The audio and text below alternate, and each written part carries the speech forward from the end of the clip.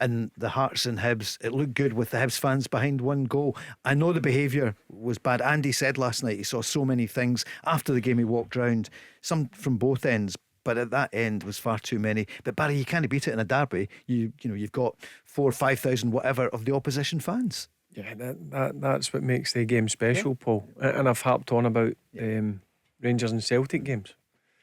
That needs to get back to the way it was a number of years ago. And I think if you ask any ex-Rangers or Celtic player or any current Rangers or Celtic player, I'm pretty sure 100% of them would agree with me. That's the way they would want it. George?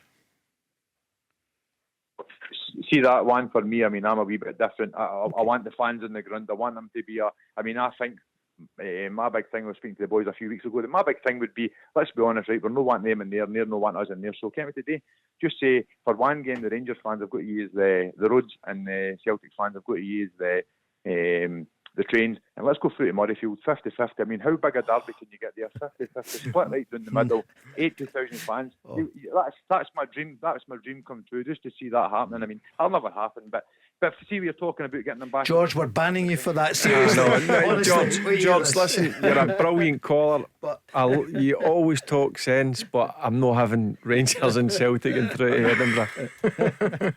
Barry, I would just love to see. So I'd just love to see that, and that size of the ground. Can you just imagine it? Half it green, half it blue. The place would be unbelievable. And then you'd have a derby, and then folk would talk about right across the world. But look at that, But right now, you're not getting that. Of course, you're not. Well, I was fortunate enough in my time, as you remember. It was near enough 20,000 Rangers fans at Celtic Park. Yeah. You know, at that particular time. So you're talking about nearly 70,000-80,000 people at the games.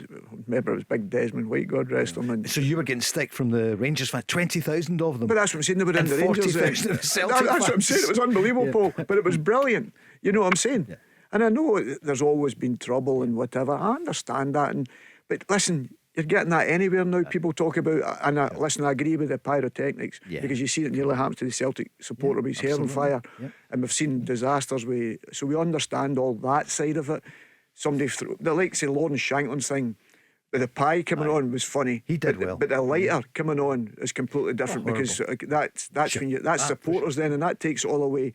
Because it's always been that case. But if you remember, when the drink used to be in, it was bottles that was coming on, and I remember, God rest him, Frank McGarvey went over to take a corner at Tynecastle and said, "No, I'm not taking it."